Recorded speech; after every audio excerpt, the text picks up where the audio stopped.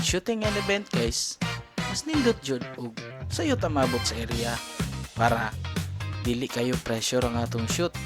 Then mabuhat pa nato tanan pwede natong buhaton sa atong subject.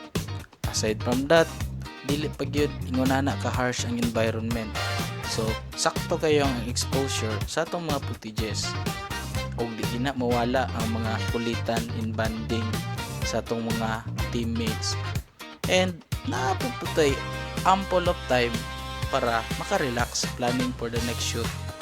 After sa successful nga event, dili pa diha na human ang atong pagpaningkamot. Sa ka-crisis karon, dapat mudubli kayod.